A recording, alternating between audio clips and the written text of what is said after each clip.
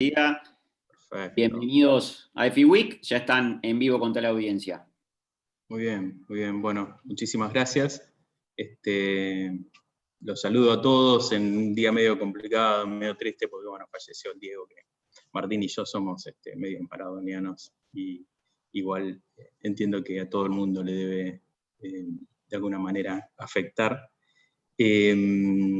Tratando de hacer una presentación que sea buena y que podamos contarles un poco cómo estamos viendo nosotros en el banco la situación del país. Así que no sé si en algún momento podré compartir la pantalla.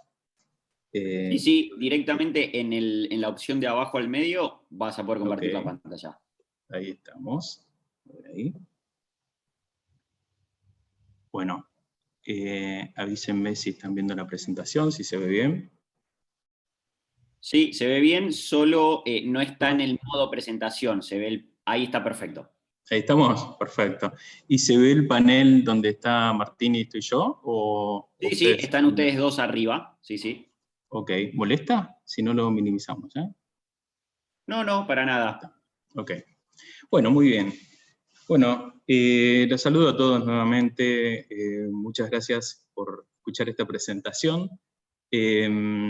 Bueno, mi nombre es Walter Ramírez, soy gerente de Research en Banco Superviel. Estoy hace bastantes años. Vengo desde que el Superviel compró a Société en el 2005, y está conmigo Martín Muliadi, economista del área, y bueno, vamos a tratar de comentarles cómo la vemos. Lo nuestro es recopilación de datos y seguimiento de la coyuntura, y en base a esos datos hacer proyecciones económicas, ¿no? Entonces, un poco lo que le vamos a compartir es eso. No tenemos una postura política ni nada por el estilo, sino simplemente seguimos la macro y les queremos compartir los datos que vamos recopilando y cuáles son nuestras proyecciones, ¿no? Nosotros hacemos proyecciones para el presupuesto del banco, participamos del REM y del Consensus Forecast, que es una revista que recopila las proyecciones de distintos economistas. Y bueno, en ese sentido está este trabajo que vamos a ver ahora, que es un poquito largo. Vamos a tratar de ir a un ritmo más o menos importante, como para que entre todo. Y ahí, Martín, cualquier pregunta que veas en el chat, me parás y vemos si la podemos responder en el momento en que vamos pasando. Bueno, muy bien. Ok. Bárbaro, buenísimo. Bueno, avancemos entonces.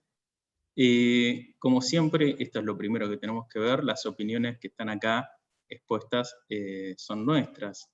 Algunas son mías totalmente, otras son del equipo, de la gerencia del banco, y no necesariamente tienen que coincidir con la visión del Banco Superviel o del Grupo Superviel, sino que son nuestras y a veces coinciden y a veces no. Entonces, teniendo en cuenta eso, seguimos adelante.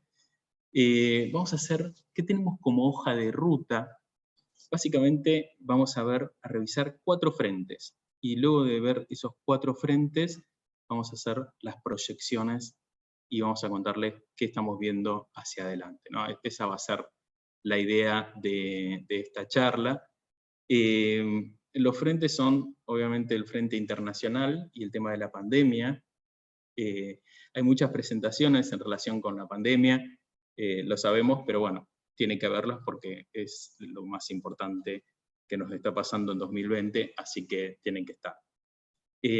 Como vemos la actividad y el empleo, y el frente externo, que es el núcleo de todo, comercio exterior, balance cambiario, ¿alcanza el tipo de cambio? ¿Necesitamos una devaluación? ¿Cómo estamos? Y después, el otro núcleo de todo, el otro corazón, digamos, el problemático que tenemos actualmente, es la parte fiscal y su relación con la monetaria, ¿no? Y la inflación hacia adelante, obviamente. Una vez que veamos esos 4 puntos, y ahí en la parte fiscal me va a ayudar Martín, que es el especialista en seguir los datos fiscales, vamos a hablar de las perspectivas y les vamos a mostrar cuáles son nuestras proyecciones de nuestro escenario más probable, ¿no? Esa es un poco la historia, así que allá vamos, arranquemos. Frente internacional y pandemia. Lo primero que tenemos que ver es que todas las economías están siendo muy, muy golpeadas en 2020 por la pandemia. El mundo estaría cayendo un 4,4%. Con datos del Banco Mundial, desde 1980, nunca el mundo cayó a este nivel. En el 2008, 2009, fue 0 la variación del crecimiento mundial. Ahora, 4,4, o sea que es un número muy importante. De todos modos, lo que tenemos que decir es que respecto a las proyecciones que teníamos en agosto, en todos los países, o por lo menos en la gran mayoría, se están corrigiendo al alza, ¿sí? Es como que al principio se veía que la situación iba a ser mucho más complicada de lo que finalmente está siendo, que es complicada, pero, por ejemplo, en el caso a nivel global, se esperaba un 4,9% de caída en agosto, y ahora están en 4,4% los economistas, que es un relevamiento que lo tomamos del sistema Bloomberg de los principales bancos del mundo, ¿no? En el caso de Estados Unidos, acá también se ve, ahora vamos a revisarlo, 5% estimaban en agosto, y ahora estamos hablando de un 3,6%, ¿no? Entonces, vamos punto por punto. Como les decía, los países desarrollados estarían cayendo más que el promedio, excepto Estados Unidos, que es el país en teoría más golpeado por la pandemia en cantidad de casos confirmados, y está cayendo menos que el mundo, pero el resto de los países y la eurozona, por ejemplo, y dentro de la eurozona hay bastante diversidad, pero todos estos países que trajimos acá, Alemania, Francia, Italia, España, todos están cayendo más que el promedio mundial. La eurozona en su conjunto un 7,3% abajo, y después, como les decía antes, Alemania 5,7%, Francia 9,4% de caída este año, Italia 9%, España un 11,7%, y el Reino Unido 11%, Japón 5,3%.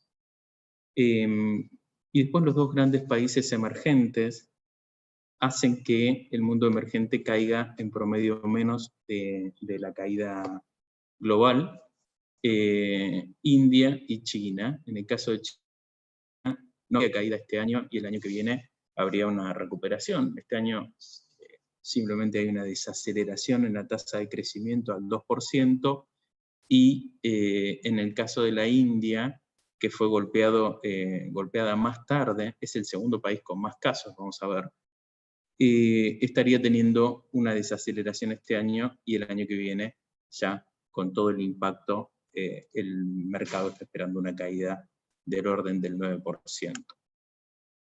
Yendo a los países de América Latina, tenemos a Chile, Brasil, y bueno, hay otros emergentes, ahí agregamos a Rusia, caen más o menos 5,8%, y después los dos países de Latinoamérica que más caen son México, 9,2%, y nosotros que digamos, el consenso de analistas está esperando un 11,5%, después le vamos a compartir nuestras proyecciones, estamos hablando de 10,7% de caída, un poco menos que lo que dice acá el consenso. Pero el problema de Argentina es que ya veníamos medio golpeados, porque en 2018 tuvimos una caída, en 2019 otra caída, y ahora le agregamos una tercera caída. Y si vemos este cuadro, ningún país de los que están acá había tenido una recesión, o venía de 2 años de recesión. Ni siquiera habían tenido recesión en 2019, así que en ese sentido estamos un poquito más golpeados que el resto.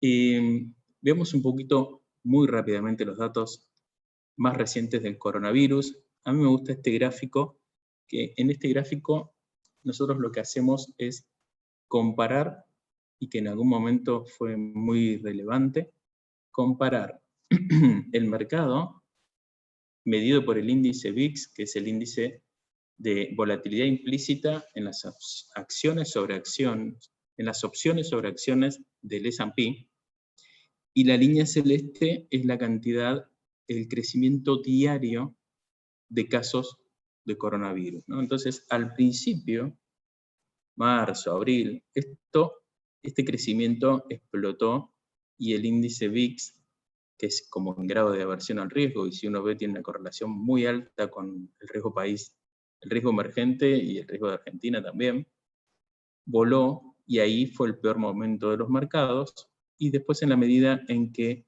la tasa de crecimiento de casos empezó a bajar, esto bajó, se mantuvo más o menos alto y ahora está en el orden del 22% sería, que es como cuánto espera el mercado que sea la volatilidad en los próximos 45 días.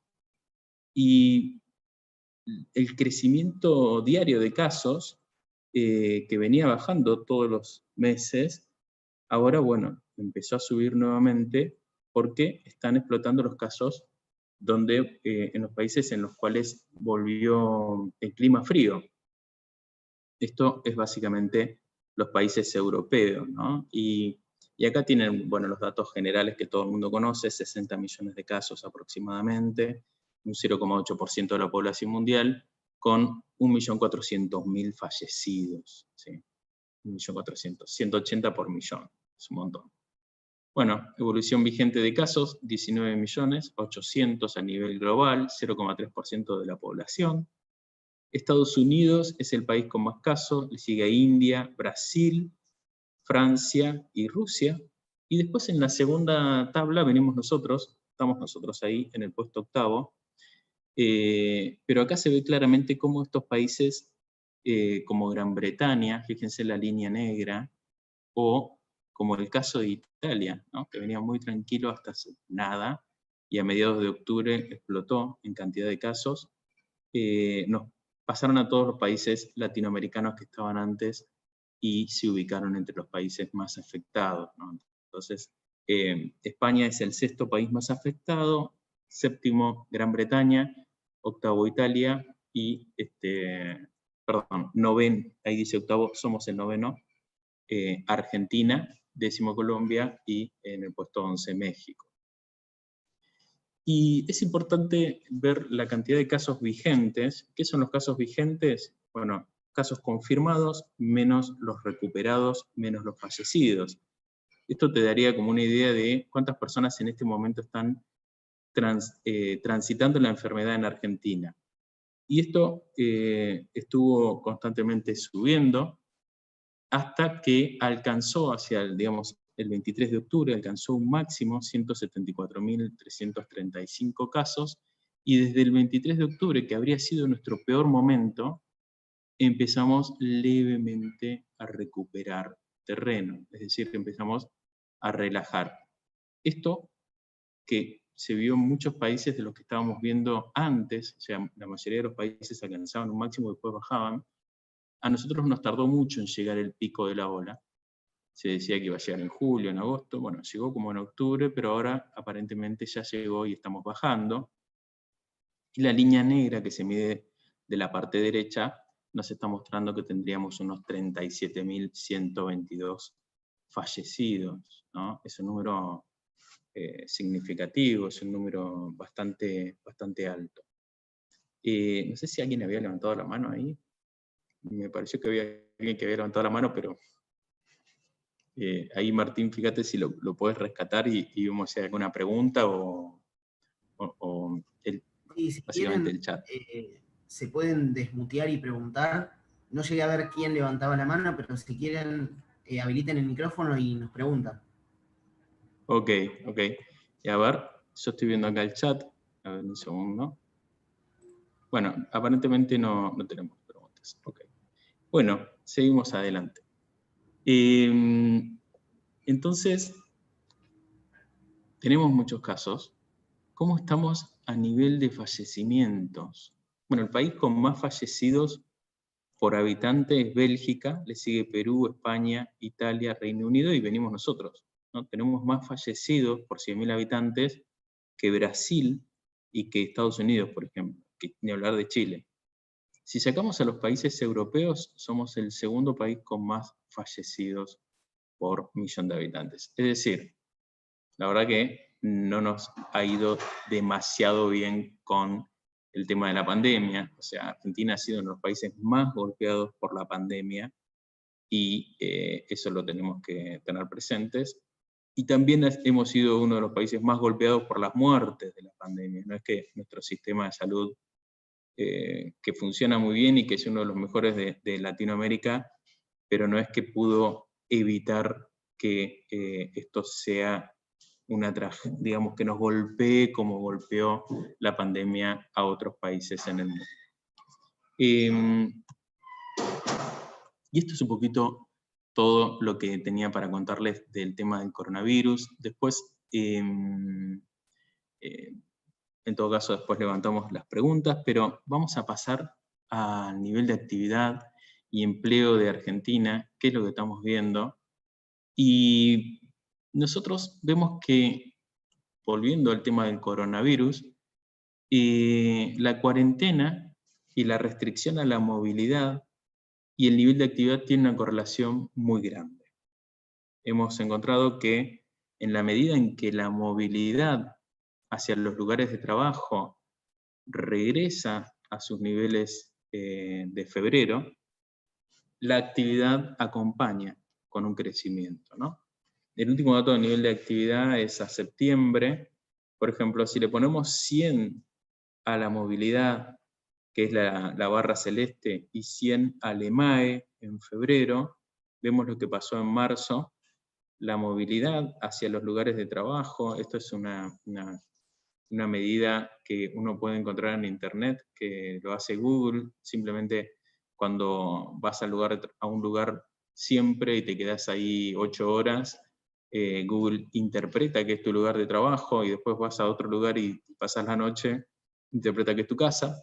Entonces, esos datos Google los estuvo publicando y sirvieron muchísimo para ver cómo estaba la movilidad, ¿no? Entonces, lo que era 100 en febrero, en marzo bajó a 77.5 y en abril bajó a 47, ¿no? Acá estamos en el máximo momento de la restricción de la cuarentena. Y el nivel de actividad bajó, y bajó bastante, 26% directo en solo 2 meses.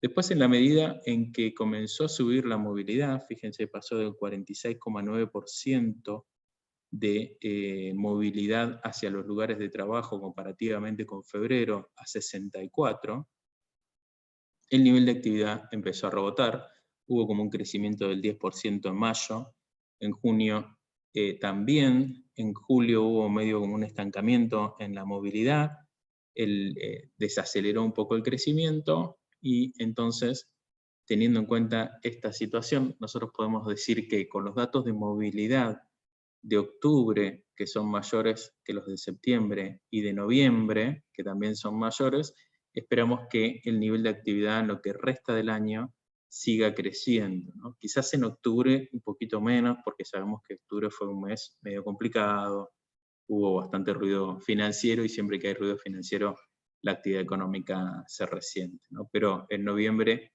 seguramente los datos del nivel de actividad van a volver a estar muy bien. Y entonces, viendo la situación del nivel de actividad de Argentina, fíjense, está esto desde enero del 2007, es el EMAE, diciembre del 2004 igual a 100, ahí tenemos esa liñita que nos va diciendo cómo transcurría el nivel de actividad de la economía argentina. Pasó desde 2004 igual a 100 a abril del 2008 igual a 136. Me acuerdo que acá Lustó decía que había que enfriar la economía. Bueno, se enfrió sola la economía, como vemos. Nos agarró la crisis del 2008, pero después, bueno, recuperó, nos fuimos más arriba, y ahí entramos. Atención, porque esta parte es importante. Si uno ve, dice, bueno, a ver, ¿en qué momento alcanzamos 140? Y estamos en un... Esto es mediados de 2010, más o menos. Alcanzamos el valor de 140, y de ahí vamos a ver que estuvimos entre 140 y 150, no nos movimos mucho que digamos, tuvimos un máximo, un mínimo, un máximo, año electoral, año no electoral, lo de siempre, lo que ya sabemos bastante bien. Y bueno, en noviembre del 2017 teníamos como un punto máximo, y viene febrero, y ahí, fíjense, cómo nos agarra la pandemia. Nos agarra en una situación donde la economía argentina estuvo estancada más o menos por 10 años, 10 años lateralizando, 10 años sin salir de aquí, nos agarra la pandemia y nos pega durísimo. Como decíamos antes, en solo 2 meses caímos como 24% directo, nos fuimos al nivel prácticamente del 2004, que no está en este gráfico, y la recuperación de mayo, junio, julio y agosto, y ahora septiembre, muestra que estamos teniendo una recuperación en V. ¿Sí? Esto es una discusión donde muchos economistas decían que no, que vamos a tener una pipa de Nye, una raíz cuadrada, no sé qué cosas, pero la verdad es que estamos teniendo una típica recuperación en V. Hasta ahora no podemos descartar que esto siga hasta arriba. Nosotros somos un poquito más conservadores, no estamos diciendo que vamos a volver a los niveles de febrero, pero los datos hasta ahora tampoco podrían descartar esa situación. Básicamente, la actividad recuperó un 73% de la caída que tuvo a raíz de la pandemia, y si medimos desde este piso hasta acá, hasta este nivel, estamos un 26% arriba, ¿sí? Y nos quedaría solamente un 8% más y llegamos al nivel de febrero.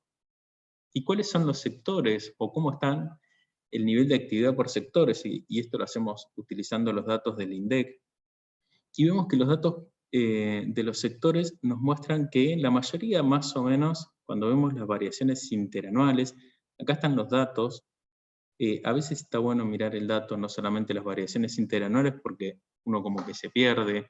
Quizás justo en el mismo momento del año pasado hubo un movimiento anormal y te afecta la variación interanual. Entonces están todos los datos y se puede chequear. Lo que vemos ahí es que si vamos a agricultura, ya la variación interanual está en el orden de 0. Si vamos a explotación de minas y canteras, que acá también está todo el tema de combustibles, estaría un 13% por debajo. La industria ya está ok, está un 2% por arriba del valor de septiembre del año pasado. Electricidad, gas y agua está 1% por arriba. Construcción es lo que más cayó, había llegado a estar un 72% por debajo en abril, por debajo del dato de abril del 2019, y que es este punto de acá, cuando alcanzó el índice 40, cayó de 127 a 40, ahora subió hasta 102, y estamos un 28% por debajo del dato de septiembre de 2019. Comercio mayorista y reparaciones estuvo como 30% por debajo, pero ya está ok, ya está 6% arriba. Y nos queda hoteles y restaurantes, que obviamente es uno de los sectores más afectados. Estuvo 85% por debajo, pero todavía sigue en un nivel de actividad que, si bien se está recuperando, nada tiene que ver con los del año pasado, ¿sí? Entonces, si tuviéramos que ver por dónde vendría un poco más de la recuperación, a qué sectores les falta recuperar, yo diría que a construcción y a hoteles y restaurantes la vuelta a la normalidad les va a hacer recuperar terreno y aportar al nivel de actividad, ¿no? Transporte y comunicación es menos 19, también le falta un poco, y justo acá no se ve mucho, pero es intermediación financiera, que está positivo ya desde hace varios meses. Y obviamente la pandemia afectó al empleo, el empleo ya venía mal. Argentina entró en crisis en abril del 2018 y desde ese momento hasta ahora seguimos en crisis. Se nos está complicando bastante salir de ahí. Y el empleo obviamente lo siente, una economía que no crece, incluso que cae, obviamente destruye empleo.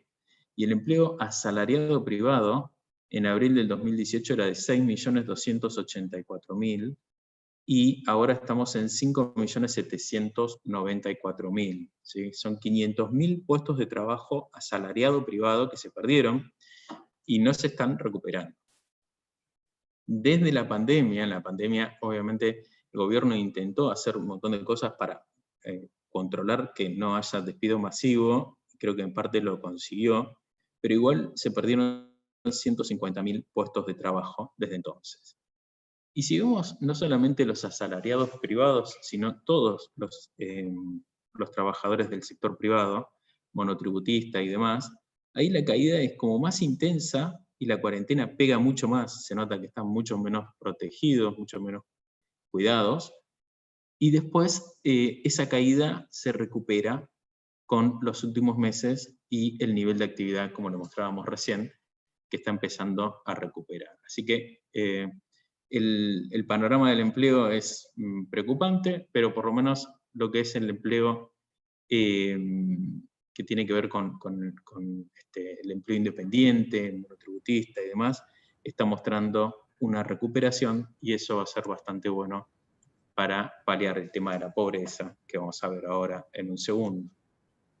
Y bueno, el empleo público no sufre una caída, como debe ser. Walter, perdón. Sí, Martín. Hay una pregunta acá en el chat de Jorge. Que bienvenida. Nos pregunta, dice, dentro de lo mal que estamos, ¿vamos por buen camino en la recuperación o vamos por el camino equivocado post pandemia? Bueno, muy buena esa pregunta. Lo vamos a discutir. Yo creo que el gobierno cometió algunos errores medio picantes, medio complicados, pero también creo que reconocieron que cometieron esos errores y están tratando de acomodar la cancha, ¿no? Así que esa sería una respuesta, pero no hay muchos caminos por los que se puede transitar desde la situación en la que está Argentina, así que uno podría decir, bueno, yo si estuviera haría otra cosa, pero bueno, no es tan fácil, entiendo que no es tan fácil.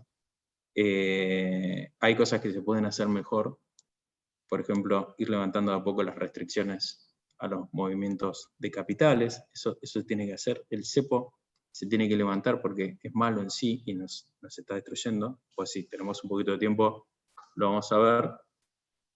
Hay que hacerlo gradualmente, y se arregló el tema de la deuda, ok, buenísimo. Quizás habría que ver un poco el tema de las tasas de interés, que por ahí están artificialmente bajas, y eso incentiva todo lo que es la restricción financiera y los dólares paralelos y demás. Así que, nada, bueno, es muy abierta la respuesta, pero en principio digo eso, y después seguimos avanzando y en todo caso reforzamos un poquito más. Gracias por la pregunta. Muy bien. ¿Qué pasa con la pobreza? Bueno, está relacionado con el nivel de actividad económica, con la caída del empleo. Obviamente la pobreza, que en el segundo semestre era del 25,7% de las personas eran pobres, al segundo semestre del 2019, o sea 2 años después, pasó al 35,5%, y después vino la pandemia y hizo que ese 35,5% se fuera al 41%, o sea que tenemos un tema de que Argentina tiene que empezar a arreglar las cosas y ponerse seriamente a crecer, porque si no la situación social se vuelve cada vez más preocupante, ¿no? Fíjense estos datos del INDEC, que están muy buenos, recomiendo que entren, que lo miren, están en la página. Más o menos alrededor de 12 millones de personas, de acuerdo con el INDEC, serían pobres, o son pobres en Argentina, y esto lo hacen con una muestra de 28,6 millones de personas de la encuesta permanente de hogares. Y después están los indigentes, ¿no? El indigente es una situación todavía más dramática. Estamos hablando de que hay 3 millones de personas que estarían en situación de indigencia, tienen un ingreso promedio de 10.000 pesos, y no les alcanza para una canasta básica de 17.000. Así que estas son las cosas que tenemos que ponernos todos de acuerdo como para empezar a salir adelante y dejar de estar en el fango, por así decirlo. Allá voy, vamos con el punto 3. Este, como les decía antes, este es lo que nos permite crecer o no crecer en el corto plazo. Es el comercio exterior, el balance cambiario, tipo de cambio. Vamos a ver que para nosotros el tipo de cambio está bien. Nosotros no pensamos en que sea necesario mover el tipo de cambio o algo por el estilo. Está bien. Creo que en ese sentido, y respondiendo un poco a la pregunta que nos hacían recién, la verdad es que evitar una devaluación es ir por el buen camino. Bueno, vamos a ver qué tanto se está evitando esa devaluación, ¿no? ¿Qué tan seguros estamos de que la vamos a evitar? Y lo primero que miramos es... sí, Martín, sí. Si querés, antes de pasar a la parte del sector externo, hay 2 preguntas más sobre actividad, así cerramos Vale. esa Buenísimo, parte. gracias. Nos preguntan para la construcción, cómo vemos la dinámica, particularmente para el desarrollo de inmuebles, y por otro lado para el sector petrolero y de YPF en particular. Bueno, para lo que es la construcción, lo que tenemos es que el costo de construir versus el valor, eso se llama, es una medida que se llama Q de Tobin, está en valores realmente atractivos y es por eso que es una muy buena oportunidad para construir. De ahí a que se esté haciendo o no, vemos en estos datos que hay una recuperación, ¿no? En abril esto había caído hasta 40 y se recupera el sector, pero todavía le falta un poco, ¿no? Hay mucho de la construcción tiene como 2 partes, la obra privada y la obra pequeña y las grandes obras. Las grandes obras están mucho más paradas que la obra pequeña, ¿no? Eso se ve porque hay unos datos de despachos de cemento que vienen de 2 maneras distintas, o sea, cemento a granel y despacho de cemento en bolsa. Y los datos de despacho de cemento en bolsa, esto es de acuerdo con datos que los tomé de Fiel, el despacho de cemento en bolsa viene creciendo interanualmente un 26% y el cemento a granel viene cayendo. Entonces la obra grande está parada. El año que viene el ministro dijo que iba a aumentar en un punto entero del PBI, estamos hablando de 3 o 4 mil millones de dólares, el gasto de capital, así que eso me parece que las perspectivas para la construcción son buenas. Y la otra pregunta, Martín, ¿cuál era? YPF, ok, sí. Bueno, ahí vieron que eso depende. Yo primero digo que no soy un especialista en el tema. Nosotros somos economistas bancarios ahí con Martín. Lo que sí vemos es que todo lo que tiene que ver con el desarrollo petrolífero está muy relacionado con el precio del petróleo. El precio del petróleo cayó tremendamente por el tema de la pandemia, después subió, se estabilizó en 40, y ahora en las últimas semanas está empezando a subir y está alrededor de 44, 45. En la medida en que el precio del petróleo recupere, y eso va a ocurrir si la actividad económica recupera, y eso va a ocurrir si la pandemia nos da un poco de aire, y eso va a ocurrir probablemente si la vacuna se desarrolla y llega a la gente, que muchos economistas o especialistas creen que eso va a ocurrir recién hacia mediados o fines del año que viene. Bueno, en la medida en que eso pase, entonces también vemos una buena perspectiva para el precio del petróleo y consecuentemente para las actividades relacionadas con la industria, ¿no? Con esa industria. No sé si quedó alguna pregunta más, Martín, ahí, si no, seguimos. No, por ahora sigamos, porque la próxima tiene que ver con tipo de cambio, así que ok, viene más. Ahí vamos. Ahí estamos rejugados con el tiempo, bueno, qué bueno. Todo esto ya lo pasamos. Ahí vamos, miren esto, ¿no? Comercio exterior. Es un informe que hace Martín, que está colgado en nuestra página. No es necesario ser cliente del banco para acceder a nuestros informes. Si ustedes googlean y ponen informes de research, ya directamente los va a llevar a nuestros informes. Como dije, no tienen que ser clientes del banco para verlos. Este es un informe, se llama informe de coyuntura, y vemos, en este caso, en este segmento de este informe, vemos la evolución de las exportaciones, las importaciones y el saldo comercial. 2017, 58.622 millones de exportaciones, 66.930 de importaciones, 8.308 millones negativos del saldo comercial. Vino la devaluación, el superajuste, y nos pasamos a terreno positivo en 2019, 15.992 millones. En 2020 estamos teniendo 11.500 millones de dólares positivos de saldo comercial, y en los últimos 12 meses vamos a una velocidad de 18.000 millones. Entonces, ¿por qué faltan dólares si el saldo comercial es mucho más positivo cuando en 2017 era negativo? Es una pregunta que intentaremos responder en los próximos 2 minutos o 1 minuto. Básicamente, en este gráfico podemos ver la evolución de las exportaciones, que es la línea celeste, y de las importaciones, que es la roja. Entonces ahí nos preocupan dos cosas. Primero, que cuando hay recuperación, las importaciones van a subir, y este saldo comercial que tenemos acá, que es la parte verde, que está en 18.000 millones, que es uno de los más altos desde 1992, chao, se va a ir cuando esto recupere. Entonces ahí nos van a faltar más dólares todavía. Y la segunda cuestión que nos preocupa bastante es el tema del cepo. Y esto es un poquito técnico, pero me parece que vale la pena gastar unos segundos para verlo. ¿Qué es lo que ocurre? Vamos a decirlo así. De los 12.000 millones, 11.562 millones de saldo comercial, únicamente entraron al país 7.000 millones. Hay 4.491 millones que no entraron. ¿Esto es habitual? No. Lo habitual es que el comercio exterior devengado se transforme en una cantidad de dólares igual o mayor, ¿no? De hecho, fíjense que tenemos de 2007 y siempre fue positivo excepto en 2009. Y este año está siendo muy negativo.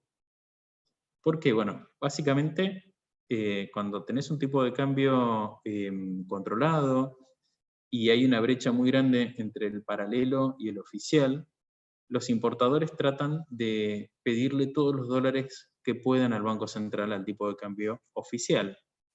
Mientras que en otros periodos le compran dólares, pero también consiguen financiamiento. Entonces, por ejemplo, en el año 2019, los importadores le pidieron el 70% de lo que importaron al Banco Central, ¿no? Le compraron solamente el 70%. El otro 30% consiguieron financiamiento externo. En 2018 el 65%. Pero en 2020 hasta septiembre están pidiendo todo lo que tienen, lo que importan se lo están pidiendo al Banco Central, y un poquito más todavía, ¿sí? Eso es una de las cosas que produce el cepo. El cepo, de alguna manera, te saca los dólares que uno trata de recuperar mediante los controles, ¿no? Uno dice, bueno, no quiero perder tantos dólares, pero te empiezan a desaparecer dólares por otro lado. Por eso me parece que es importante, como mensaje que podríamos dar aquí, es que el gobierno tiene que buscar y articular la forma de ir saliendo de esta trampa. ¿Sí? Bien, y entonces, como dije antes, este es el balance cambiario. Debajo de todas estas cuentas, esto es lo que tenemos hasta diciembre del 2020, hasta septiembre de 2020. Cuando terminamos acá, terminamos en la variación de reservas. Y la variación de reservas es negativa hasta ahora, 3.470 millones, a septiembre eran 41.379 millones las reservas, ahora son un poco menos todavía. Entonces nos preguntamos, si tenés 7.000 millones de dólares de superávit comercial, ¿cómo terminás en 3.000 millones negativos, ¿no? Bueno, lo que tenemos es pago de intereses por 5.468 millones, tanto del sector privado como del sector público. Sector privado, 2.678 millones de intereses, y el sector público, 2.790. Y pago de deuda del sector privado de alrededor de 5.700 millones de dólares, ¿no? Entonces, si a los 7.000 le sacás estos 5 de acá y estos 5 de acá, te quedás negativo. Es decir, este superávit comercial, que fue 7.000 y el año pasado había sido 23.000 millones, no te alcanza para pagar la deuda, los intereses. Todo lo demás está controlado. Fíjense la constitución de activos externos. La gente en 2019 compró más o menos brutamente, porque esta cuenta tiene otras cosas también, 26.000 millones de dólares, y este año 1.800. O sea, esto está cerrado, estos grifos están cerrados. A través de la reestructuración de la deuda, el año pasado habíamos pagado 11.600 millones de capital, y este año solamente 245, otra cosa que está cerrada, pero así todo te están faltando dólares. Y ahí vamos con el tema del tipo de cambio. El tipo de cambio tiene una política de crawling peg, se conoce como es como un desplazamiento reptante, ¿no? Va como subiendo siempre a la misma velocidad. Esto es un gráfico de Bloomberg que te permite ver mes por mes la devaluación, y entre paréntesis la tasa anualizada de devaluación. Vemos que en noviembre se estaría acelerando al 54%, y si nos comparamos con lo que hacen otros países, acá tenemos varios países y varias monedas con base 100 para el tipo de cambio, la naranja es Brasil, y todos los países dejan flotar la moneda, como nosotros hasta hace poco, y con la crisis se devaluaron fuertemente, luego empiezan a recuperar, ¿no? Fíjense, el peso mexicano subió casi un 30% y ahora está ahí, tranqui. El real brasilero le cuesta bajar, pero por primera vez nos está dando una mano y está bajando. El euro y el yen nos están dando una mano también, y nosotros con la estrategia esta de crawling peg estamos ahí, y a todo esto hay que descontarle la inflación para ver el tema de la competitividad, ¿no? Pero a pesar de que estamos ahí, nos está costando no perder dólares, como se ve en este gráfico, donde las barras rojas son las ventas diarias de dólares. El tipo de cambio real para nosotros está bien. Este es el tipo de cambio real oficial. Cuando Alberto tomó el gobierno, o asumió, vamos a decirlo correctamente, en diciembre del 2019, el valor del tipo de cambio real era 1,67, 1 igual a la convertibilidad, cuanto más alto, más depreciado, y ese valor de 1,67 era un valor bastante más alto que todo el periodo de Macri, y también en la parte del cepo de Cristina, era parecido al valor que alcanzó con la devaluación de Kicillof, y ahora está 1,65, o sea que ese tipo de cambio oficial está protegido, está mantenido. Al mismo tiempo le puso un impuesto al otro tipo de cambio, al tipo de cambio que compra la gente.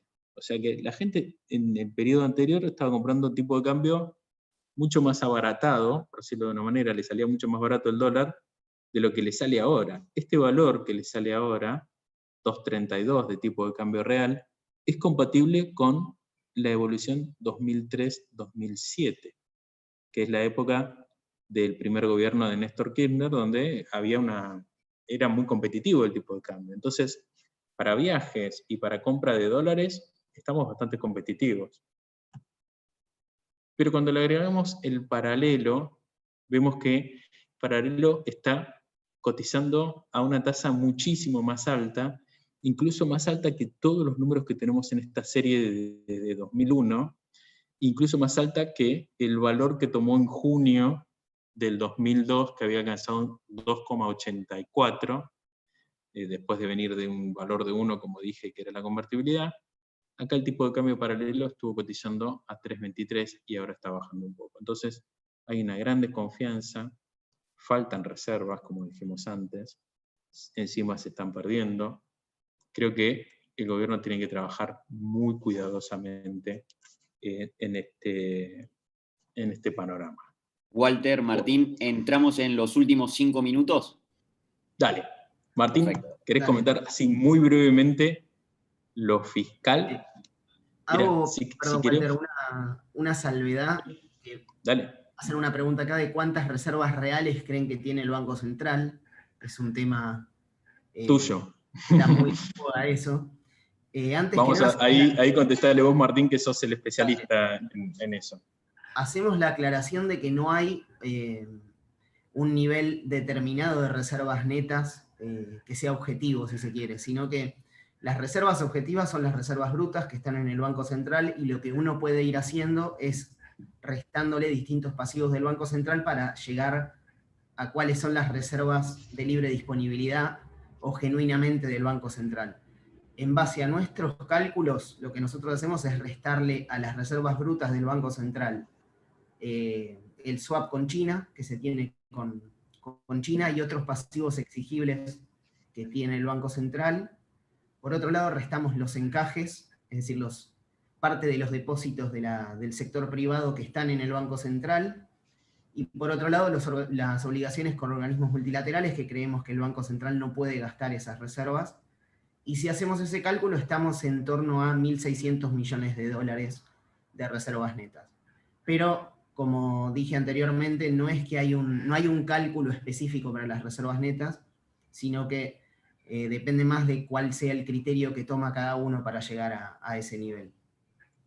Ahí te agrego, Martín, y Sí. creo que vamos a tener que saltar medio como a las proyecciones. Dale. Las reservas netas es como emprender un viaje, ¿no? Yo siempre hago la misma comparación, pero a veces las comparaciones son falsas y nos dicen, entonces está mal.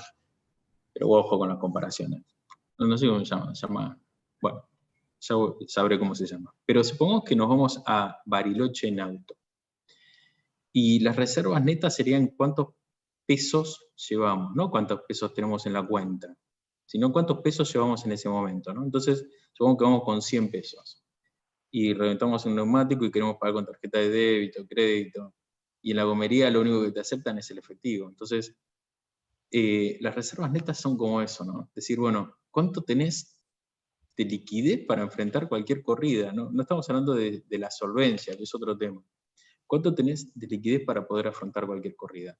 Y tener 1.600 millones de dólares de reservas netas es como ir a Bariloche en un auto viejo, con problemas, con 100 pesos. Ese es el punto. Vamos directo, Martín, perdón, si querés, Sí. a ver, decime si vos, primero, el déficit que vemos este año, corregime, Martín, 6,5%. Ese es el punto. Primero veíamos una cosa más complicada, pero estamos en 6,5%. Comentá 2 segundos si querés lo del 2021, ¿qué esperamos para el 2021? Dale, básicamente lo que nosotros vemos es que en 2021 los ingresos de la administración central, o sea, los ingresos que tiene el fisco, volverían a un nivel parecido al que veíamos en 2019, es decir, se recuperarían después de la caída que tuvieron este año como porcentaje del PBI, pero no así el gasto, en el que vemos que había subido de 2019 de representar 17,7% del PBI, pasó a representar un 23% del PBI en 2020, y nosotros lo vemos bajando al 20,8%, lo cual es un nivel elevado, más allá de que haya de que claramente es una baja respecto al nivel que estamos viendo o que veríamos para este año. Perfecto. Y te agrego una cosa, vieron lo del gasto de capital, ¿no? Gasto de capital, obra pública, fíjense, 2008-2011 tenía un nivel del 2,5 del PBI, 2012-2015 2,7, baja muchísimo, y ahora nosotros creemos que el gobierno va a financiar probablemente con préstamos de organismos la obra pública. Entonces, en ese sentido, vemos que va a andar bien la obra pública el año que viene. Final, no sé si esta presentación la podemos compartir o no. Si la podemos compartir con gusto, la colgamos en algún lado. Comentamos en un minuto las proyecciones. Nosotros vemos que la inflación estaría terminando al 35% interanual. Vemos una aceleración, o como que se va a recalentar un poquito de la inflación estos meses. ¿Sí? Recuerden que acá probablemente haya aumentos de tarifas, está toda la bola monetaria que se emitió acá, que en las partes anteriores estamos diciendo que, o sea, no nos vamos a ir demasiado de lo que es la historia, o sea, no estamos viendo una explosión monetaria respecto a la historia, base monetaria sobre el PBI, estaba muy abajo, el gobierno la llevó acá, no creemos que esto se vaya acá arriba, sino como que lo enderezamos, entonces por eso no vemos una gran suba de la inflación. Pero bueno, esta mayor tasa de inflación que vemos acá, comparado con estos meses de la pandemia muy deprimidos, nos dan un crecimiento de la tasa interanual de inflación en el orden del 47%, que en 2022 volvería al 30%. Y el tipo de cambio, manteniendo el tipo de cambio real, obviamente tiene que ir al ritmo de la inflación, y nosotros tenemos como que incluso podría deslizarse un 10% más arriba, y estamos terminando en 129 de tipo de cambio. Y las tasas las vemos un poquito más arriba, ahora estamos alrededor del 33-34% de la tasa Badlar, estamos pensando en un promedio más parecido al 40%, y el nivel de actividad, lo que decíamos antes, vemos que por el índice de Google vamos a tener variaciones positivas en lo que resta del año, eso va a hacer que caigamos un 10,7%, y el año que viene muy tranquilo, crecimiento muy tranquilo, del 0,1, 0,2, o sea, punta a punta vamos a crecer un 2%, nos da un 5,6% positivo, porque sin hacer nada, si la economía creciera al 0, este número es 4,6, ¿no? Y este es el grafiquito de lo que veíamos del estancamiento. Usted está aquí, y bueno, vemos que hacia adelante, muy a poquito, paulatinamente, vamos a recuperar el sendero de crecimiento. Esa es nuestra visión. Y Walter, creo que Martín, ya estamos reexcedidos. Sí. Si quieren dejar un correo o algo para bueno, que puedan ahí, comunicarse miren, con ahí ustedes, tienen y ahí cerramos. Genial. La dirección del... En este link están los informes, ahí les recomiendo que vayan a visitarlos. Hay informes un informe diario del mercado, hay informe de bonos, acciones, está el informe monetario que hace Andrea Sabatini, están los informes que hace Martín, informe de coyuntura y demás, así que están muy interesantes. Entren ahí y ahí están todos nuestros correos electrónicos, y cualquier cosa que nos quieran contactar, con muchísimo gusto vamos a atender sus preguntas o consultas o observaciones. Perfecto, Walter, Cuídense, Martín. pero